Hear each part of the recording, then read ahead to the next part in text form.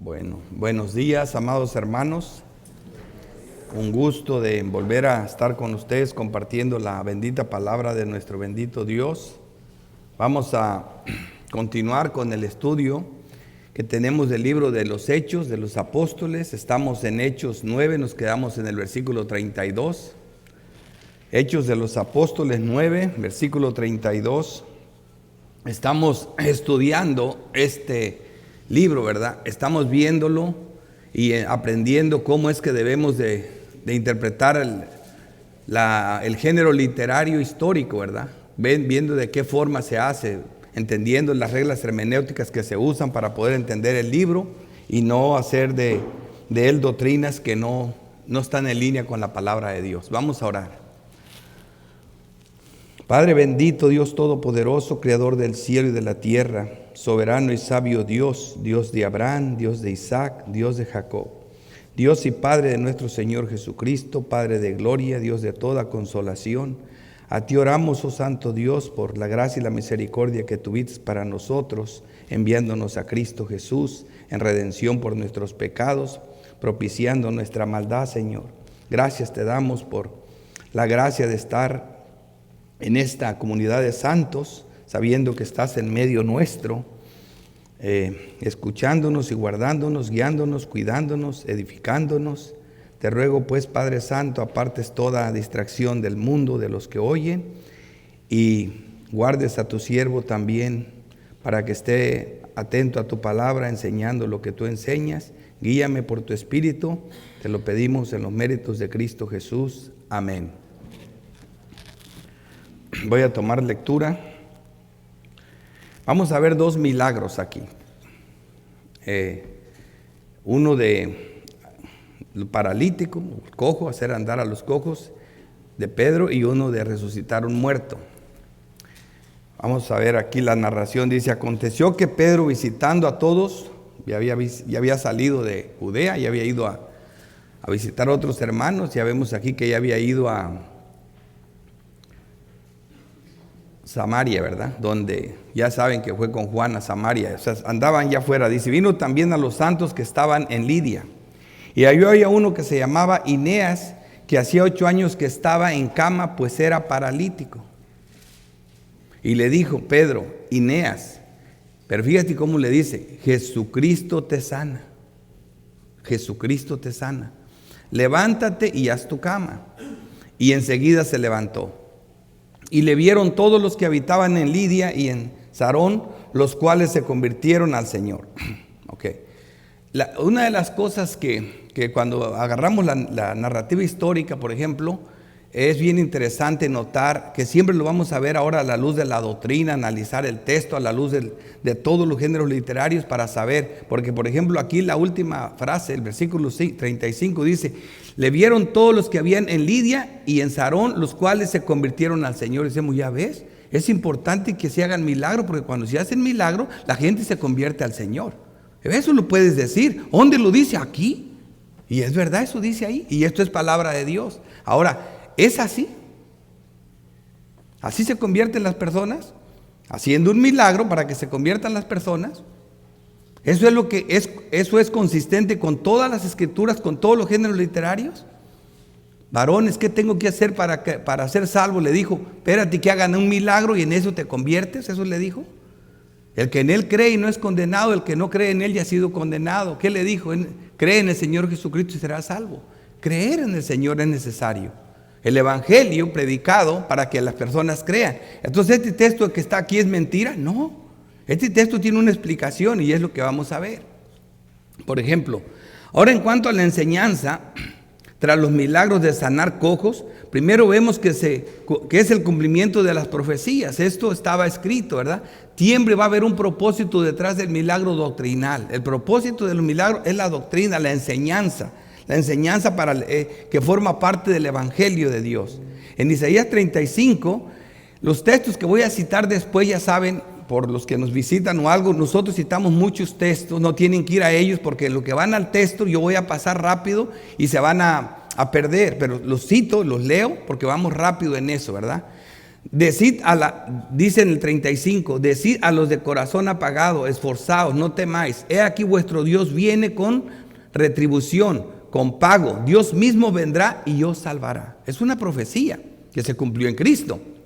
Entonces los ojos de los ciegos se abrirán, ¿verdad? Serán abiertos. Y los oídos de los sordos se abrirán. Dice, entonces el cojo saltará como un ciervo. Estas profecías son las que se están cumpliendo en la obra de Cristo y en lo que está haciendo Pedro ahora. Y cómo tuvieron su cumplimiento en la persona y la obra de Cristo, lo vemos por todas partes. Los evangelios, principalmente los hipnóticos, tienen muchas citas de sanaciones de cojos, ¿verdad?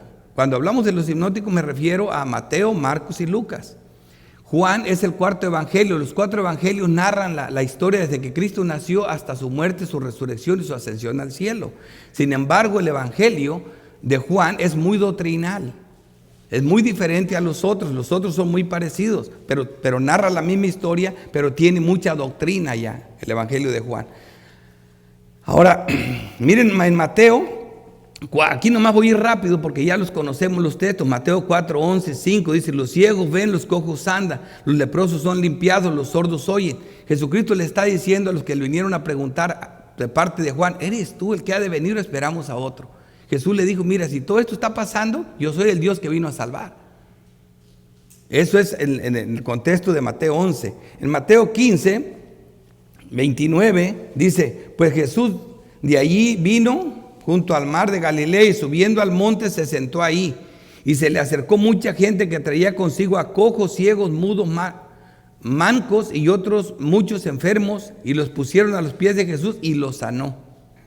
De manera que la multitud se maravillaba viendo los mudos hablar, a los mancos sanados, a los cojos andar, y a los ciegos ver, y glorificaban al Dios de Israel. En Cristo se estaban cumpliendo todas esas promesas. Pero ¿cuál era el propósito de esos milagros? Mateo 21, también vemos, 14, dice, vinieron a él en tiempo de siega, cojos y los sanó. Y lo vemos con todo. Marcos narra las mismas historias, pero no los traigo todos los textos, porque son los mismos milagros, solo narrados por Marcos y luego por Lucas. Los paralíticos, que es lo mismo, en Mateo 8, 5 dice, entrando Jesús en Capernaum vino a él un centurión rogándole y diciendo, Señor, mi criado está postrado en casa paralítico. Ya saben que con una sola palabra lo curó. En Mateo 9 vemos la misma narración que tiene Marcos 2 y Lucas 5, o sea, los tres hablan de esta historia, ¿verdad? Entonces entrando Jesús en la barca pasó al otro lado y vino a su ciudad. Este es más importante porque este texto ya nos da un poquito más luz de qué es lo que está detrás del milagro de sanar un cojo, ¿verdad? O de los milagros. Los tres evangelios narran esta historia que es bien conocida y bien importante. Y si sucedió que le trajeron un paralítico tendiendo sobre una cama. Y al ver Jesús la fe de ellos dijo al paralítico, ten ánimo, hijo, tus pecados te son perdonados. ¿A qué iba él? ¿A que le perdonara los pecados? Él iba a ser sanado porque estaba cojo. Pero Jesús le dice que sus pecados le son perdonados. Ya sabemos todo lo que hicieron, abrieron el techo. Los otros evangelios dicen, metieron al paralítico en una camilla, ¿verdad? Entonces, es la misma historia, nomás Mateo es más breve. Aconteció Jesús y dice, y conociendo Jesús los pensamientos de ellos, dijo, ¿por qué pensáis mal en vuestros corazones? Porque ¿qué es más fácil decir? ¿Los pecados te son perdonados o decir levántate y anda? Es una pregunta que también se nos debería hacer a nosotros. ¿Qué es más fácil? ¿Levantar un cojo a caminar o que se te perdonen los pecados? ¿Qué es más fácil? Ahora, obviamente que se te perdonen los pecados. Eso es casi imposible. ¿Tú te imaginas cómo Dios te puede perdonar los pecados? Si eres culpable de quebrar la justicia de Dios, si hay un acta de los decretos que es contraria contra ti, esa acta, Dios, que es el soberano y sabio Dios, no puede pasar por encima, no te puede decir te perdono, porque Él es justo, el que condena al justo, ¿verdad? Y el que libera al impío, eso es abominación delante de Dios. Dios no puede hacer abominación, es su santa ley. Así que perdonar a un culpable, eso es imposible con la ley de Dios. ¿Por qué? Porque es culpable. El juez justo de la tierra no puede hacer algo así. Bueno, Dios lo pudo hacer en Cristo Jesús. Y ustedes ya saben por qué. Agarró su santa justicia, se la transmitió al pecador, a nosotros, y agarró tu pecado y murió por él. De esa manera, cuando Dios descarga su mano contra Cristo, no hizo injusticia porque mató a un culpable. Y cuando le dice al hombre pecador, hoy estarás en el paraíso, tampoco hizo injusticia porque ese pecador ya tenía la justicia perfecta de Cristo. Eso sí es difícil. ¿Qué es más difícil? Yo prefiero ver un cojo caminar. Sí, esta generación mala y perversa quiere señales, pero no se les dará más señal sino la de Jonás. Es la más grande que hay. Cristo resucitó, estuvo 3 días en el centro de la tierra y resucitó para salvar. Aquí dice en el 6, pues para que sepas, o sea, este es el propósito del milagro, que el Hijo del Hombre tiene potestad en la tierra para perdonar pecados. Dice entonces al paralítico, levanta, toma tu cama y vete a tu casa. Esta es la parte fácil. La difícil es que le perdonara los pecados. Entonces se levantó y se fue a su casa. Así que primero a los hijos y luego a los perros o gentiles se les manda que vengan al banquete de Cristo. Así se les llamaba, así los miraban a los gentiles, nos miraban, que éramos nosotros prácticamente. Tenemos esta historia donde el Señor les hace la invitación al pueblo de Israel y hace una parábola para que vengan al Señor, y como ellos se niegan, entonces pasa a los gentiles, que miraban como perros, ¿verdad? Lucas 14, 16, entonces Jesús le dijo, un hombre hizo una gran cena y convidó a muchos, ¿verdad? A la hora de la cena envió a su siervo a decir a los convidados, estos eran los que tenían invitación, vení que ya todo está preparado. Y todo a uno comenzaron a excusarse. El primero dijo, he comprado una hacienda y necesito ir a venderla. Son cosas importantes. Si hasta aquí cuando compras una casa, la compañía te deja que vayas a cerrar, a hacer el cierre, porque eso es importante. Te ruego que me excuses. Otro dijo, he comprado 5 yuntas de bueyes y voy a probarlos. Te ruego que me excuses. Es como comprar una empresa. Los bueyes es tu trabajo, un taller. Otro dijo, acabo de casarme y por tanto no puedo ir. Imagínate quién no falta cualquier cosa por casarse.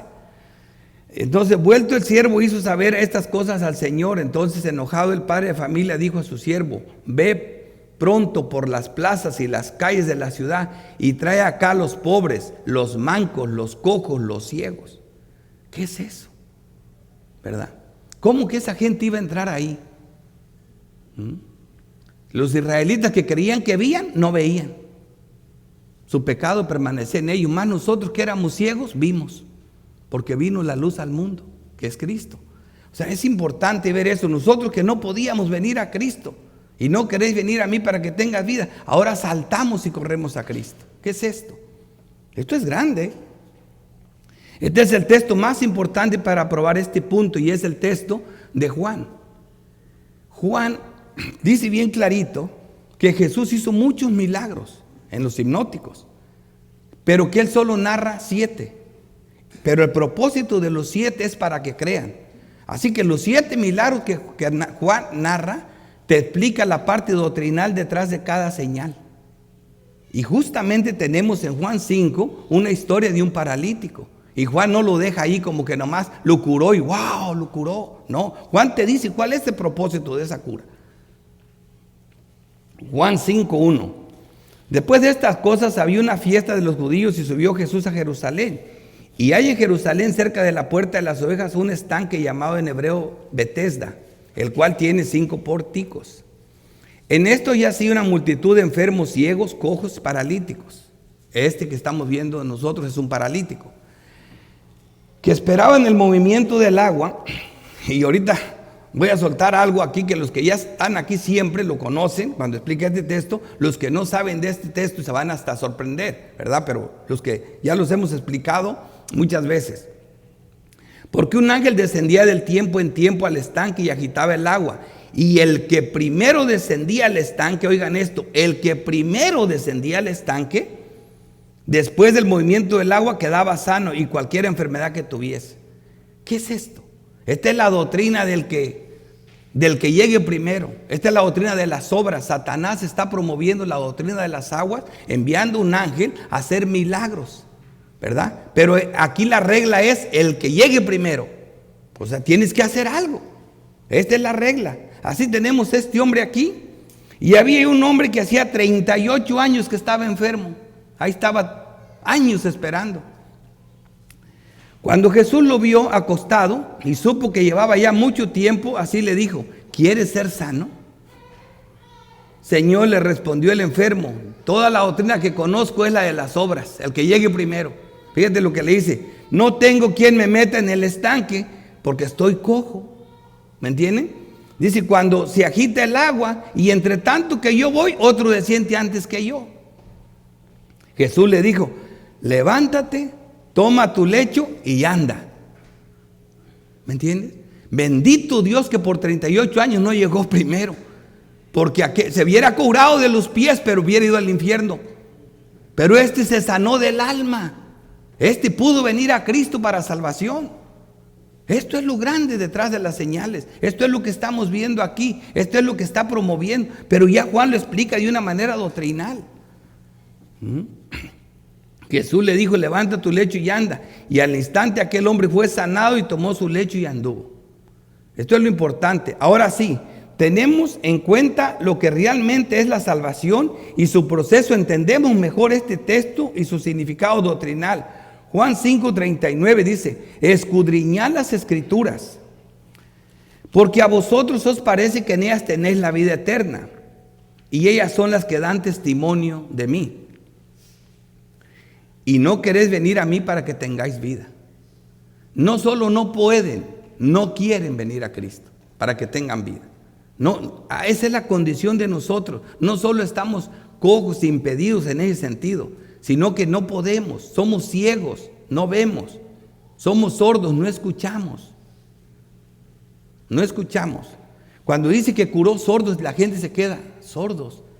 Pero ¿a poco eso será un impedimento para la salvación? ¿Qué dice Juan 8 en el 43? Porque no podéis entender mi lenguaje, porque no podéis escuchar mi palabra. Ahí se quedó. Vosotros sois hijos de vuestro padre el diablo, y los deseos del diablo queréis hacer. Sí, los sordos que no escuchan la palabra van a ir al infierno, son hijos del diablo. Por eso tiene que Dios hacer el milagro de que los sordos oigan, de que los cojos vengan a Él, venir a mí y ser salvos. Hay que ir a Cristo. Dios nos tiene que dar pies para ir, oídos para escuchar, abrirnos en el entendimiento para que el diablo no nos ciegue y poder entender el evangelio glorioso de Cristo. Es realmente cuando pasamos a ser sus ovejas que podemos venir y seguir a Cristo. Pero para que esto ocurra, ¿qué fue lo que hizo Dios en el tiempo para hacer posible que caminemos detrás de Él? En Juan 10:25 dice: Jesús le respondió: os lo he dicho y no creéis. Las obras que yo hago en nombre de mi Padre, ellas dan testimonio de mí. Pero nosotros no creéis. ¿Por qué? Porque no sois de mis ovejas, como os he dicho. Pero fíjense en el 27: mis ovejas oyen mi voz y yo las conozco y me siguen. Mis ovejas oyen mi voz y yo las conozco y me siguen. Ellas sí pueden. Dice: y les doy vida eterna y no perecerán jamás, ni nadie las arrebatará de la mano. Ahora, hermanos, para poder venir a Cristo y para ser salvos, nosotros decimos: no, tenemos que creer en Dios. Pero para cuando tú crees, ¿qué es lo que ya Dios hizo en ti? Ya para cuando tú crees, ¿sabes lo que ocurrió ya? O sea, vamos a volver a repetir el Ordo Salutis, el orden de la salvación, para que entiendas, cuando ya vienes a Cristo, cuando ya tus pies pueden caminar hacia el Señor, en un sentido espiritual, vas a ver todo el proceso que Dios hizo en tu vida ya en la salvación. Primero, antes de que el mundo fuera fundado, allá en el Consejo Eterno de Redención, en una reunión que tuvo la Santa Trinidad, antes de que el mundo fuera criado, todavía no estábamos nosotros. Hubo una elección en los hombres. Ya nosotros fuimos elegidos, como dice la palabra, antes de la fundación del mundo. No voy a traer los textos, solamente el primer paso de la salvación es una elección. Antes de que siquiera estuviera el mundo. Y luego hubo un llamamiento eficaz. En el llamamiento eficaz, ¿ya creyeron? No. Todavía no. Ya realmente están, no, todavía no. El llamamiento eficaz es cuando Dios te inquieta a que vengas a buscarlo. Lo primero que hacemos, vamos a iglesias incorrectas. ¿Sí? Por ejemplo, Nicodemo. Primero era erudito y estaba completamente perdido, ¿verdad? Era erudito. Segundo, vino a Cristo y todavía no nacía de nuevo. Vino a Cristo de noche. O sea, ¿es necesario venir a Cristo? Sí. Él vino a Cristo. Él ya tenía el llamado, pero todavía no había sido convertido. Igual Pablo se convirtió a los 39 años, como lo vimos allí, a los 29. Bueno, se me pasó la fecha. Pero el punto que Pablo fue realmente llamado, como dice la palabra, desde el vientre de su madre. Ya tenía Dios planes para Pablo, pero no, el llamado pero que era enemigo de la iglesia hasta que le llegó el llamado de Dios. Así que el llamamiento eficaz, el hombre se inquieta y comienza a buscar a Dios. Lo primero que hacemos, estamos perdidos, pero luego ocurre algo. La regeneración se da cuando Dios da vida espiritual a los que ha llamado. Ese es el nuevo nacimiento, es algo que ocurre, pero ahí tampoco nosotros sabemos nada. Ocurrió estos 3 pasos, todavía no sabemos nada.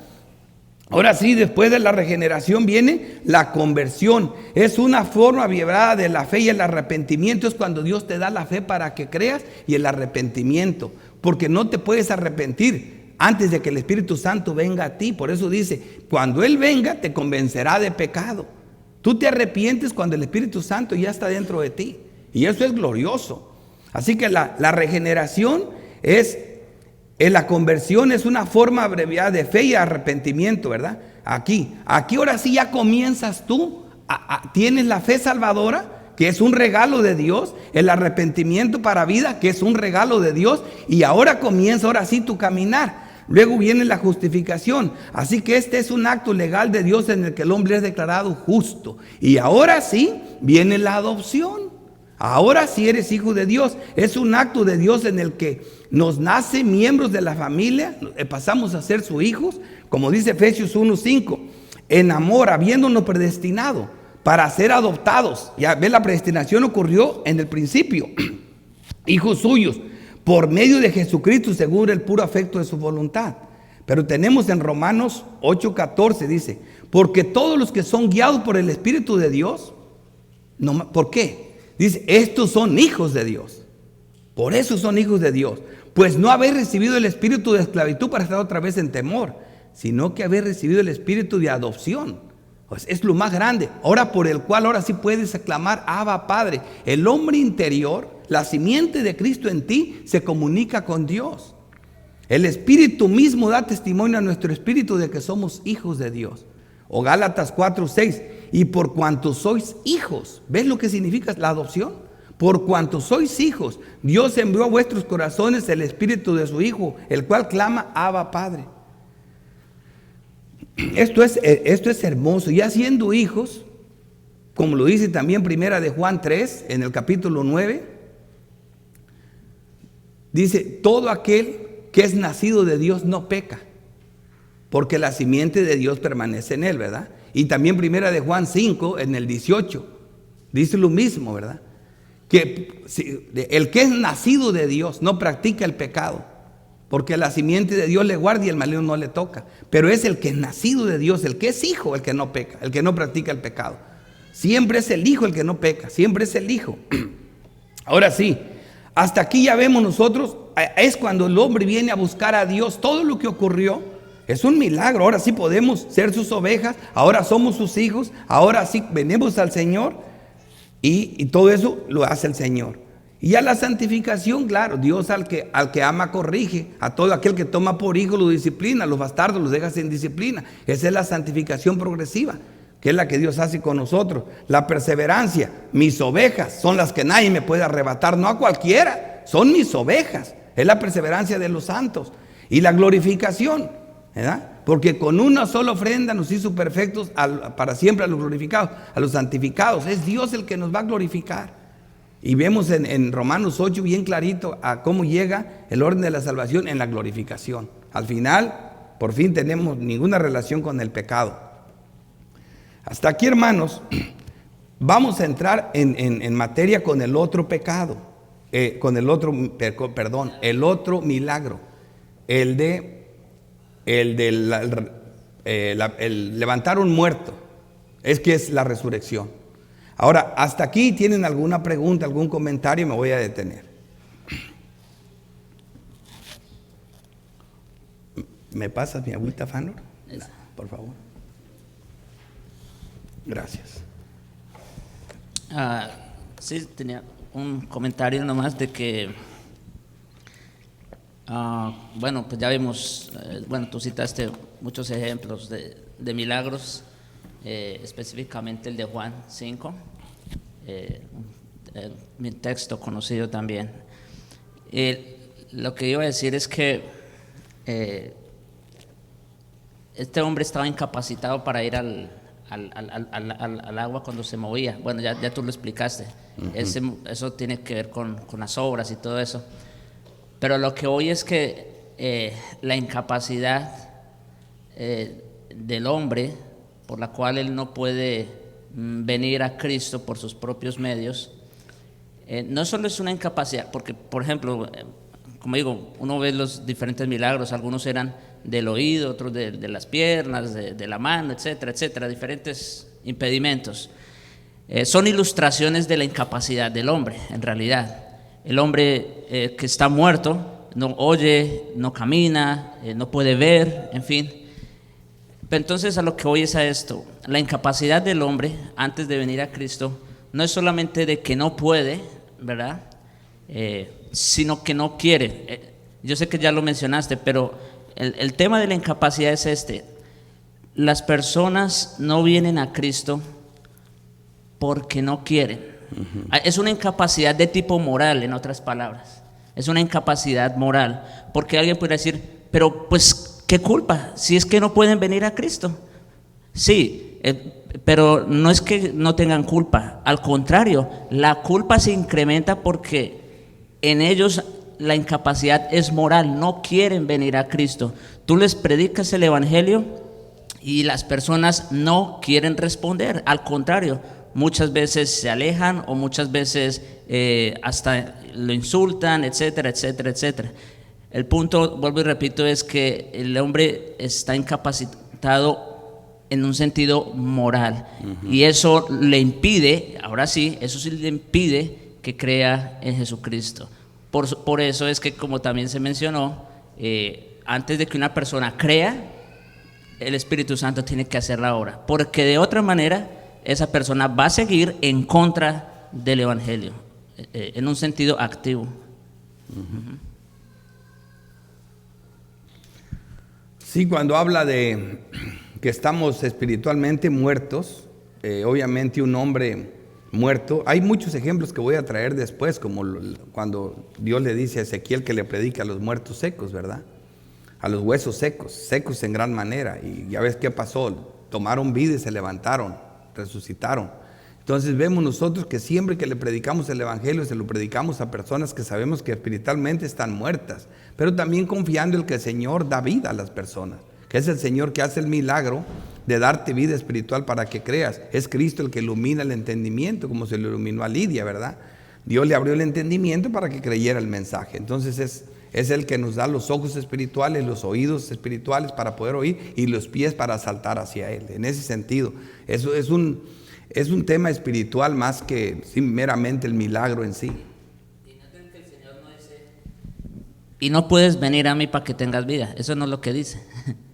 Dice no quiere. No quiere. No, ¿ve? Sí, es una incapacidad culpable. Sí, moral. Moral.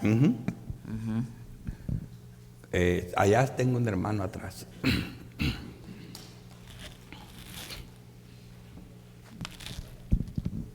Buenos días. No, bueno, nada más quería comentar que es interesante cuando usted explica eso, porque claramente parece que la narración indica que el milagro hizo que se salvaran, ¿verdad? O cualquiera podría perderse en eso, pero gracias a Dios por la explicación y la profundidad, porque sin ese conocimiento, más allá de lo que dice el texto, no podríamos saber que que en realidad lo más importante era la salvación de las personas y lo que hay detrás de eso. Entonces,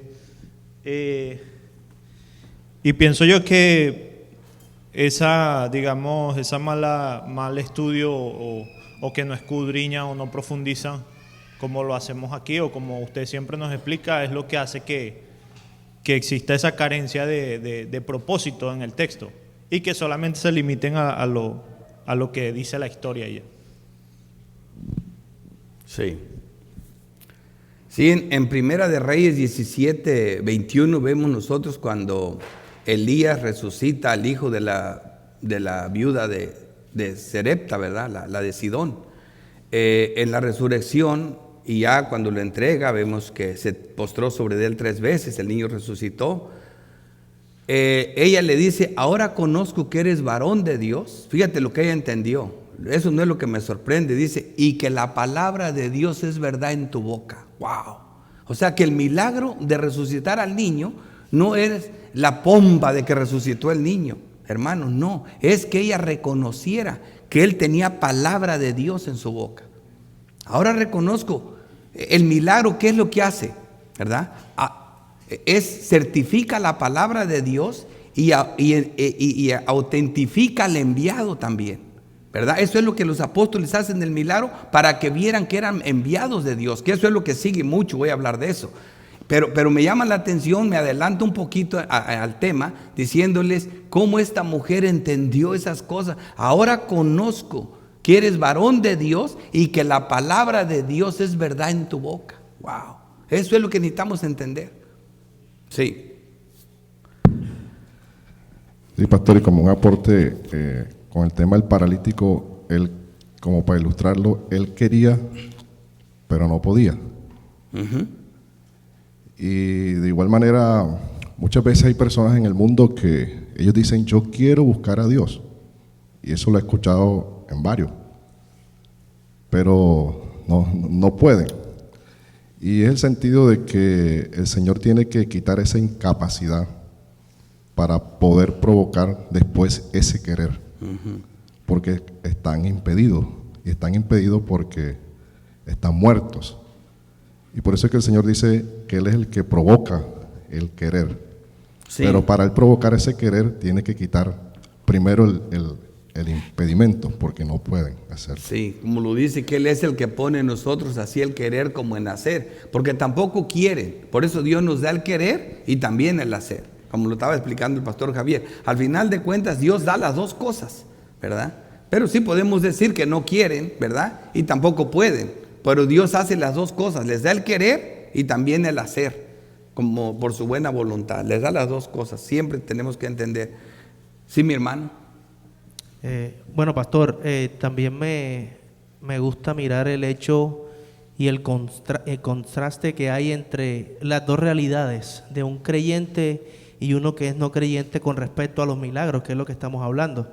Por ejemplo, para el no creyente lo que se despierta es una emoción, una carnalidad, un asombro, pero un asombro momentáneo, algo pasajero, mientras que en un creyente logra ver la profundidad de lo que está pasando, o sea, qué es lo que hay detrás. Y además trae vida eterna porque, pues, digamos que de alguna manera, aunque no específicamente lo hace, pero en algunos casos sirven para que alguien crea con respecto a Cristo, ¿no? Entonces ese contraste es bastante interesante porque la historia de la que usted está hablando y de todo lo que hemos visto, sí, se presentan milagros, pero unos simplemente creen como por el momento y otros definitivamente para salvación. Sí, es como lo dice el texto de Juan 5, ¿verdad?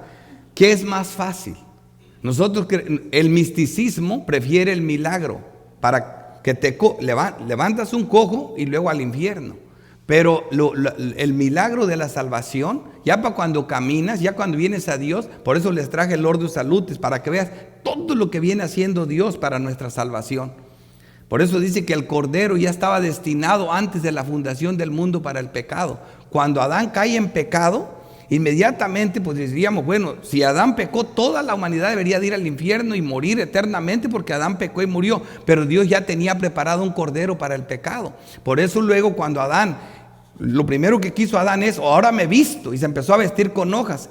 Nosotros todos nacemos arminianos. Lo primero que queremos es salvarnos por nosotros mismos, vestirnos con hojas. ¿Y qué hizo Dios? Tus hojas no te sirven de nada. Hay que derramar sangre matando un animal, y lo vistió de pieles, un símbolo de Cristo, que es la sangre de Cristo, la única que quita el pecado. Entonces tenemos que ver el milagro de la salvación, de lo que está detrás de los milagros, que son mucho más grandes y gloriosos que cualquier milagro literal. Sí. Y una cosa más es que definitivamente no son necesarios los milagros para la salvación, porque, por ejemplo, en el libro de Juan, y varias veces lo repite, después de que hacían milagros, el Señor se dirigía a las multitudes, ¿verdad? Y lo interesante que Juan dice es que muchos de ellos creyeron, ¿verdad? Y después dice, a estos que creyeron, y entonces, por ejemplo, en Juan 6, después del milagro de la multiplicación de los panes, pues prácticamente los condenó a todos. Porque, o sea, y hasta a sus discípulos dijo, ¿ustedes también se quieren ir? Y eso que ya había dicho antes, que muchos habían creído en él, y no solo en ese milagro, sino en muchos otros milagros, dice exactamente lo mismo. A lo que voy es a esto: una persona puede ser impresionada por un milagro, ¿verdad? Por algo así. Es apenas normal que una persona reaccione ante un acontecimiento de esos, es apenas natural. Pero una cosa es tener una emoción pasajera, momentánea, y otra cosa es una verdadera conversión, ¿ve? Entonces, por eso cuando le dijeron al Señor, muéstranos señales, para empezar, ya había hecho muchas señales, ese no era el problema, pero todavía les dice, sí, la del profeta Jonás, se levantó y ¿qué pasó? Como quiera, siguieron en incredulidad. Así que los milagros en ese sentido no son necesarios de ninguna manera para la conversión, y como ya lo dijiste, más bien certificaban tanto la palabra como al enviado. Vemos en esa historia, por ejemplo, la hemos mencionado mucho. Lo voy a explicar mejor por si acaso ya, porque a lo que veo va a ser más difícil manejar el otro tema. Pero por ejemplo, en el caso de Juan 6, Jesucristo multiplicó los panes, ¿verdad? En una historia se habla de 2 panes, ¿verdad? En otra de 5 panes, ¿verdad? Y los multiplicó y le dio de comer en un caso a 4,000, en otro a 5,000, pero realmente eran 15, 20,000 personas, en un caso 15, en otro 20, porque habla de los adultos, personas grandes, aparte había niños y mujeres. Ahora, en esa multiplicación de los panes, como dijo Javier ahorita, al final de cuentas Jesús, cuando les comienza a hablar el evangelio, lo que estaba detrás de la señal era que Él era el pan. Dice, vuestros antepasados comieron el maná en el desierto, pero murieron. Pero el que coma de este pan que yo le doy no va a morir nunca. Yo soy el pan de vida. Así que ese pan que estaba en el tabernáculo, esos panes de la proposición,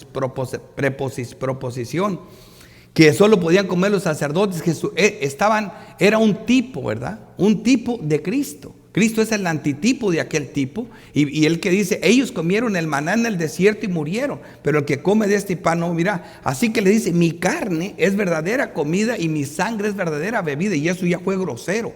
Pero el Señor no estaba siendo duro con ellos, porque la parte doctrinal de ese texto era que las palabras que Él les había dicho eran espíritu y eran vida. Es toda la doctrina que tiene todos los 70 y tantos versículos que están hablando ahí. El punto principal es que las palabras de comer su carne es vida y beber su sangre es espíritu, con carne y espíritu, ¿verdad? Las palabras que he dicho son espíritu y son vida. Ahora, lo que Jesucristo le está diciendo al hombre, ustedes como seres humanos, la parte exterior de ustedes, si no come pan y no toma agua, muere. Bueno, el ser interior, el alma, si no se come a Cristo y se bebe a Cristo, muere. ¿Y qué es más importante? ¿El cuerpo o el alma? El alma. Porque ¿de qué te sirve ganarlo todo y perder tu alma?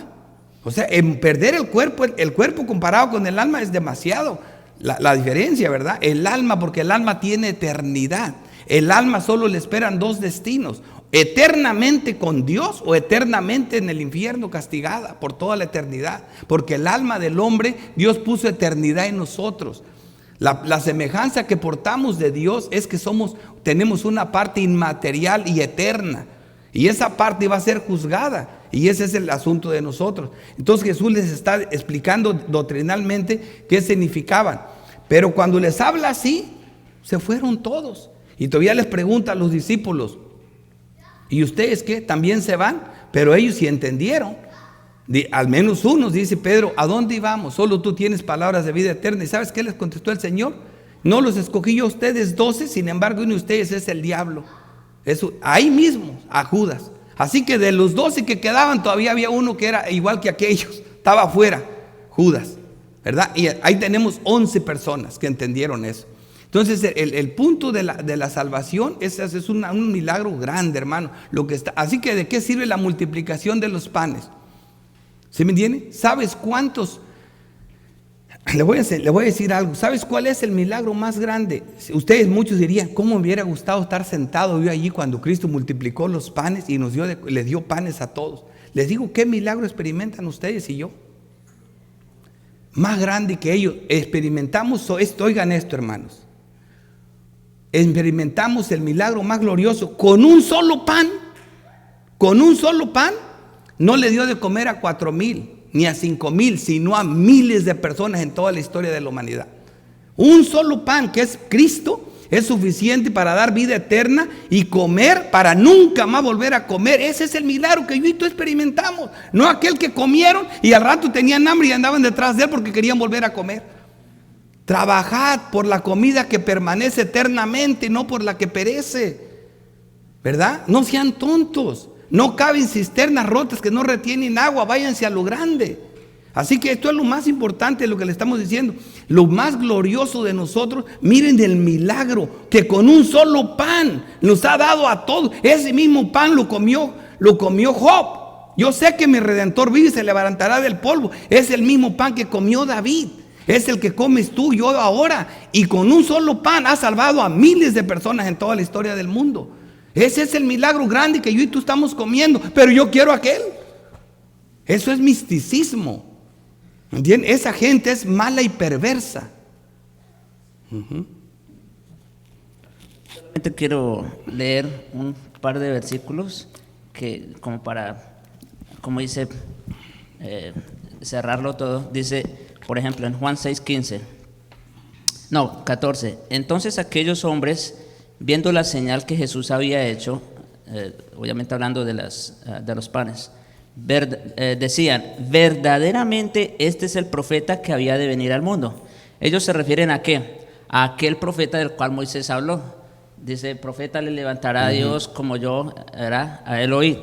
Miren, ellos entendieron que este era el profeta que había de venir. ¿Ven? O sea que ese no era el problema. Y no solo eso. Y entendiendo Jesús que habían de venir y arrebatarlo para hacerlo rey, volvió a retirarse al monte. Esta gente estuvo en un momento incluso dispuestos hasta hacer rey a este, que era el profeta. Ahora, luego en el versículo 25, y hallándolo al otro lado del mar, le dijeron: Rabí, pues él era el maestro, el profeta que había de venir. ¿Cuándo llegaste acá? Le respondió Jesús y dijo: ahí les dice la verdad. De cierto os digo que me buscáis, no porque me habéis visto las señales, sino porque comiste los panes y os saciasteis. Esa es la razón por la cual las personas quieren ver milagros, porque nomás quieren satisfacerse a sí mismos, quieren llenar sus estómagos, quieren recibir sanidad, quieren prosperidad, quieren esto y lo otro. Esa es la verdadera motivación detrás de los milagros para las personas. Pero lo interesante, como mencionaste al final, en el 7:1, después de estas cosas andaba Jesús por Galilea, pues no quería andar por Judea, porque los judíos procuraban matarlo. Muchos de los que querían hacerlo rey, ¿ahora qué? Estaban en su contra, ahora querían matarlo. O sea que el tema o el punto principal no son los milagros. ¿Ven? Y con esto no estamos diciendo, como les dije ahorita, no estamos diciendo que no creemos en milagros. ni que Dios no sigue haciendo milagros, porque luego salen, ustedes son de los que no creen en los milagros. No, yo creo en los milagros más grandes que levantar un cojo. Lo que pasa es que Jesucristo, ¿qué es más grande? ¿Levanta un cojo o decir, o tus pecados te son perdonados? ¿En cuál de los dos crees tú? Yo prefiero creer en el segundo. Ese es más grande. Yo creo en los milagros más grandes. ¿En cuál quieres estar tú? ¿En el que te dio un pan que comiste y te llenaste el estómago? ¿O en el que te dio el pan de vida y que nunca más necesitas volver a comer, que tu alma es llena con Cristo para toda la eternidad? Yo prefiero el segundo porque da vida eterna. Estos son milagros grandes. El milagro de la salvación es el milagro más grande y glorioso. Por eso Jesús dice, ya no se dará más. Ya se dio el milagro. ¿Cuál? Que así como Jonás tuvo 3 días y 3 noches en el vientre del pez, el Hijo de Dios es necesario que esté 3 días, 3 noches en el corazón de la tierra, ¿verdad? Entonces, la muerte de Cristo, la obra de la muerte de Cristo es el milagro más grande y más glorioso que se dio, porque esa es la salvación de nosotros. Es el milagro más grande, y ese milagro se repite una y otra vez cada vez que nosotros tomamos la cena, porque ahí la Biblia dice, porque cada vez que partimos este pan y tomamos este vino, la muerte del Señor anunciamos hasta que Él venga. Y cada vez que predicamos el Evangelio, cada vez que una persona se salva, le hacemos ver por qué es posible la salvación, por ese milagro. Ese milagro sigue levantando muertos todo el tiempo de la tumba, todo el tiempo. De la tumba que no de la tumba, no para volver a morir, sino para que nunca más muera. Tengan claro eso. ¿Tienen alguna otra pregunta los demás? Ya no voy a avanzar mucho porque ya voy a quedarme allí pero ¿tienen alguna pregunta? Nomás, si no, les voy a dar otro mensaje importante. Bueno, déjame les digo esto. Voy a adelantarles un punto, ¿verdad? Porque no quiero que crean que se me pasan las cosas. Mira, cuando hablamos de milagros, yo antes, hermanos, encontraba un texto en las Escrituras que me golpeaba, que era un texto fuerte. Por ejemplo, cuando hablamos, ¿qué está sucediendo aquí? Lo que Cristo dijo que haría sus santos apóstoles y los creyentes en el Evangelio, ¿verdad? Esos son los milagros. Ha sucedido en el Antiguo Testamento y así sucede ahora, ¿verdad? Como vimos en el caso cuando la mujer levantó, como vimos en Elías, ¿verdad? ¿Qué fue lo que pasó? ¿Verdad? Entonces, hubo una resurrección de un niño. Pero lo grandioso fue, dice, ahora conozco que tú eres varón de Dios y que la palabra de Jehová es verdad en tu boca. Eso es lo grandioso. Ahora, en Juan 14:12 dice, de cierto os digo, le dice Jesús, el que cree en mí, las obras que yo hago, él las hará también y aún mayores hará, porque yo voy al Padre. Cuando Eliseo resucita al hijo de la mujer de Sunem, la sunamita, ¿verdad? Eliseo, el discípulo de Elías se acostó 2 veces en el muchacho, 3 veces. Aquel se acostó 2 veces, hasta menos. Los apóstoles hicieron cosas más grandes que Cristo, ¿verdad? Porque Cristo hizo milagros para probar que Él era el cumplimiento de todo eso, para probar que Él era el Mesías. Pero los apóstoles, cuando los milagros, se salvaban multitudes. O sea, eso es lo que Jesús le está diciendo, porque yo voy al Padre. Ahora, ¿por qué los pentecosteses y algunos otros grupos de denominaciones cristianas creen que el hacer los milagros de Cristo es un rango distintivo de ser un verdadero creyente? Ellos también tienen razón para creer así. ¿Por qué? Porque no tienen un verdadero conocimiento de las Escrituras. Se basan en este texto, pero fuera de su contexto, tanto inmediato como en un contexto amplio. Por ejemplo, Marcos 16:9 dice así: habiendo pues resucitado Jesús por la mañana, el texto que se basa en es Marcos 16:17. Pero voy a meterles en el contexto para que vean de dónde sacan de contexto el texto. Esta es una explicación amorosa para esas personas que creen eso, porque tienen un texto. Por ejemplo, ¿cómo le explicas a una persona este texto? Mira, estas señales seguirán a los que creen. En mi nombre echarán fuera demonios, hablarán nuevas lenguas, tomarán en las manos serpientes y si bebieren cosa mortífera no les hará daño. Sobre los enfermos podrán sus manos y sanarán. ¿Tú crees cómo me torturó ese texto a mí? Yo no sé el creyente. Estas señales seguirán a los que creen. Eso dice el texto. Eso dice. Estas señales seguirán a los que creen. digo, a ver, pues me como un veneno y me muero. Me pico una serpiente y me muero. O sea, entonces yo no soy creyente. Esto es una tortura. Pero eso dice el texto. Entonces, ¿qué es eso? Por eso les digo, hay que entender la palabra. Lo primero que tenemos que ver, viniendo a Marcos del 16, dice, habiendo pues resucitado Jesús por la mañana, el primer día de la semana, apareció primeramente a María Magdalena, de quien había sacado 7 demonios. Fue la primera que vio la resurrección.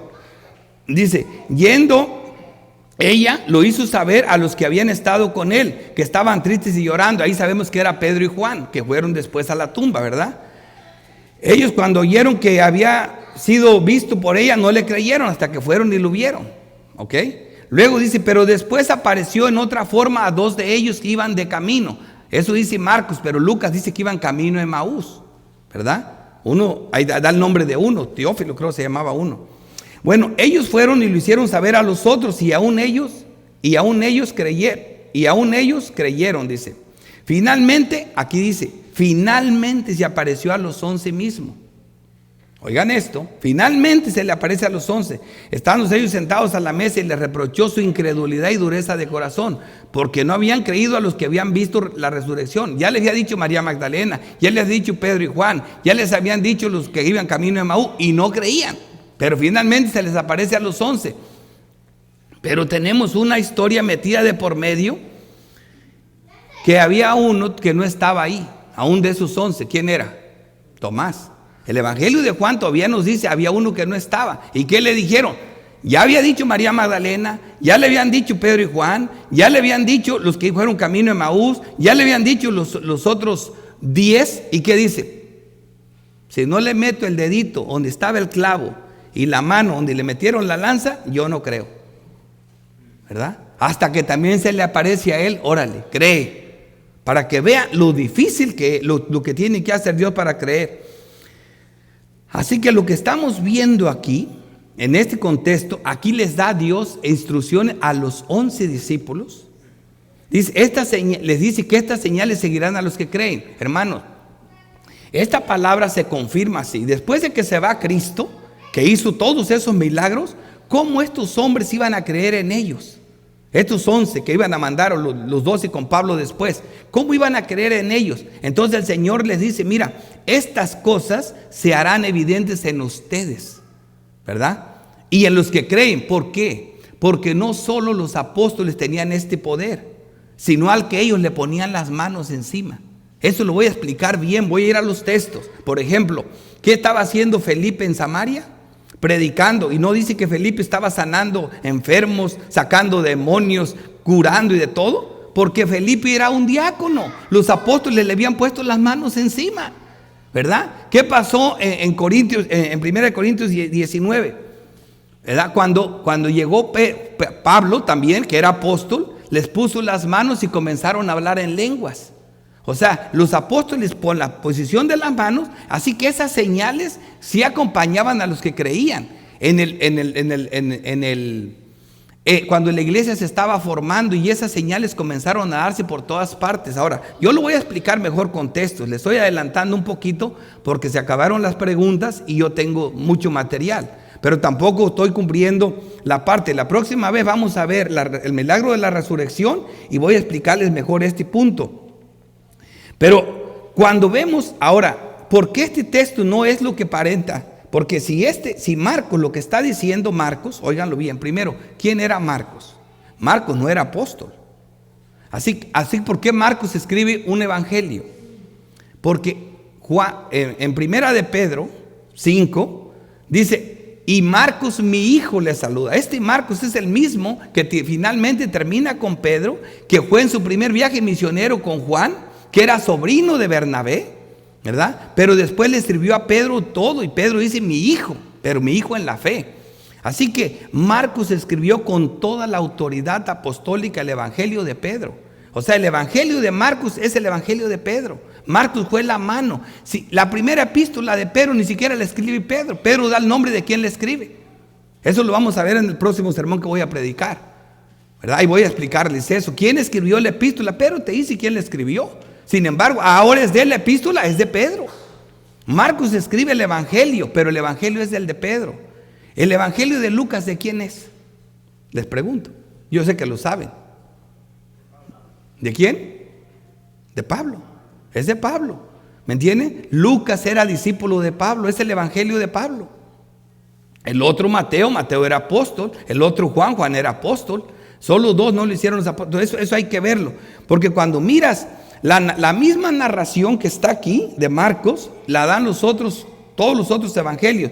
Y se los voy a leer y en ninguna dice que esas señales van a seguir a los que creen, así como lo dice Marcos.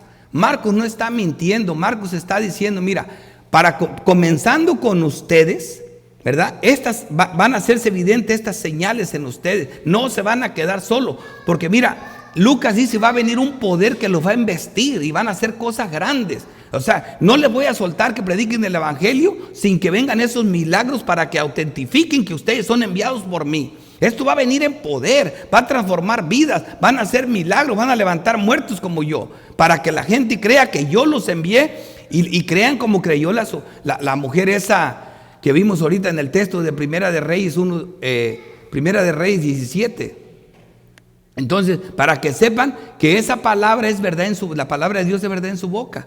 Entonces es bien importante entender eso. Y ahorita cuando yo le lea los otros evangelios van a ver que no hay nada de eso.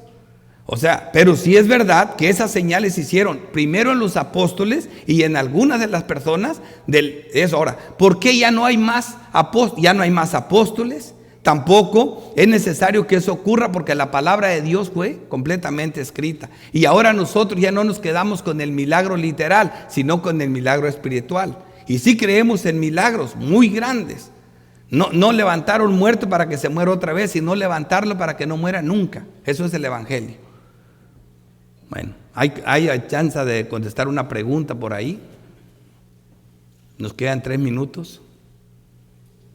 Un comentario.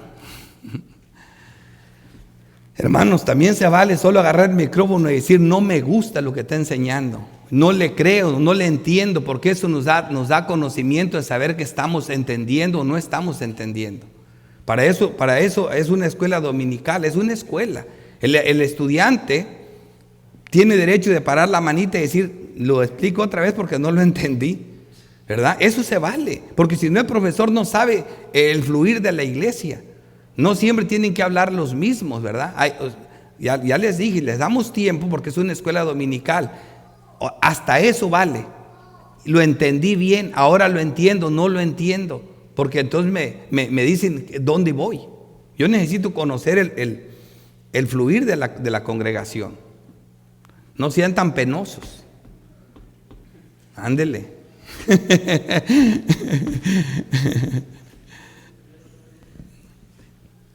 Sí, pregunte. Bueno, buenos días a todos, buenos días a la Iglesia de Cristo. Sí, estoy de acuerdo con todo lo que está predicando, ¿verdad? Y cómo podemos mirar las Escrituras, que no por hacer los milagros la gente se convirtió, porque los mismos que el Señor alimentó unas cuantas días después eran los mismos que gritaban crucifícale, y Pedro después en su primer mensaje le hace a ustedes. O sea, ustedes eran de los que estaban allá y ustedes fueron los mismos que después estaban siendo crucificados. Entonces podemos mirar que los milagros no salvan, o sea, no necesariamente salvan a las multitudes.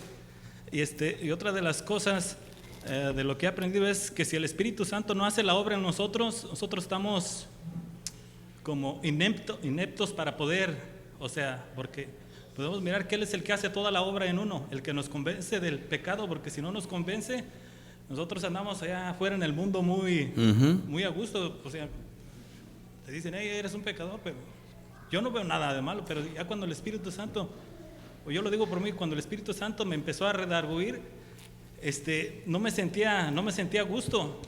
Y no entendí muchas cosas hasta tiempo después, porque me decía que tenía que ponerme en paz con ciertas personas alrededor mío, porque yo guardaba gran rencor hacia ciertas personas. Yo decía, pues yo también quiero de eso que esos hermanos tienen, pero el Espíritu Santo me mostró una vez, tienes que pedir perdón, y me quedé así asombrado, ¿verdad? Ya después entendí que no podía venir con cargas, o sea, no podía venir con rencores y decirle, Señor, yo te amo, cuando no podía amar yo a los seres más cercanos.